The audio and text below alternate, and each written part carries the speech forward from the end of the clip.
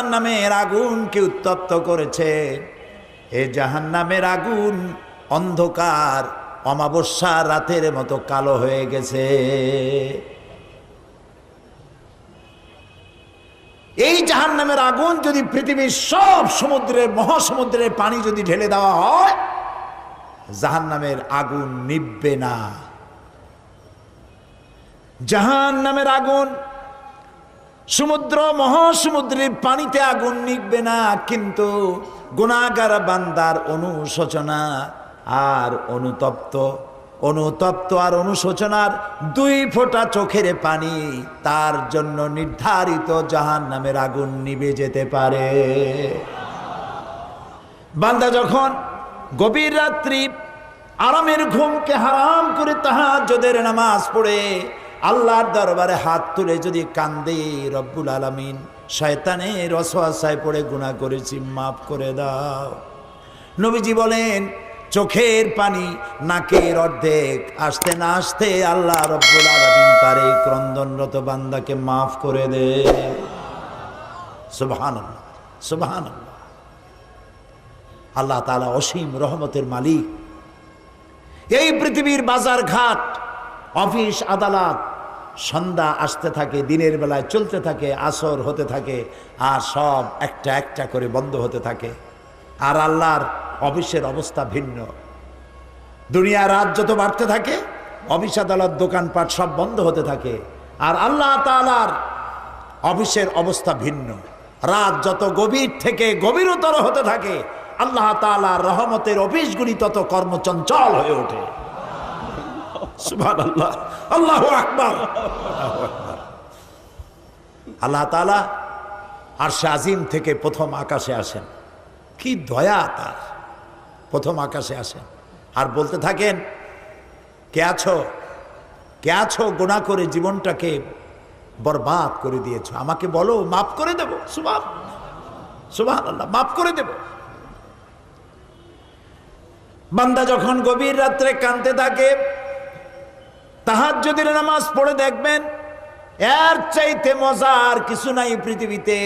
গভীর রাত্রে যখন পৃথিবীটা ঘুমিয়ে যায়, প্রিয় ভাই সব, মানুষ যে প্রেম করে, পত্রিকা বিজ্ঞাপন দিয়ে প্রেম করে, বোঝেন কথা?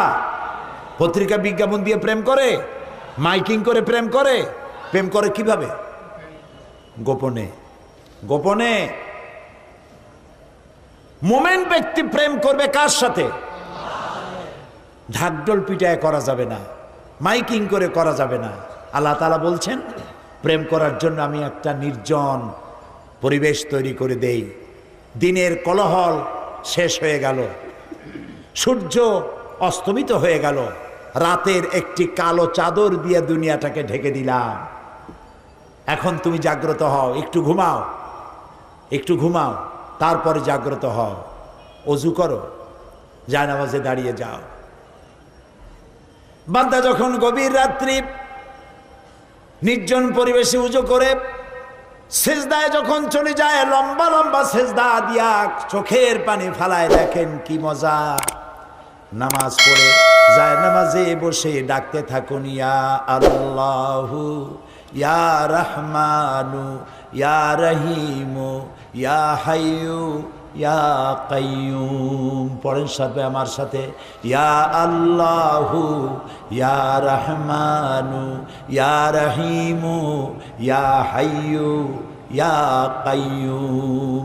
ইয়া আল্লাহু ইয়া রহমানু ইয়া রহিমু ইয়া হাইয়ু ইয়া কাইয়ুম। গভীর রাত্রে সবাই যখন ঘুমানো, আপনি এভাবে নরম করে একটু একটু করে সুন্দর করে আল্লাহর পবিত্র নাম ডাকতে থাকুন, চোখ দিয়া পানি পড়তে থাকবে। আল্লাহ রাব্বুল আলামিন ফেরেশতারে ডেকে বলেন, ফেরেশতা দেখ আমার বান্দা কান্দে কেন? ফেরেশতারা বলে, রব্বুল আলামিন তুমি তো জানো।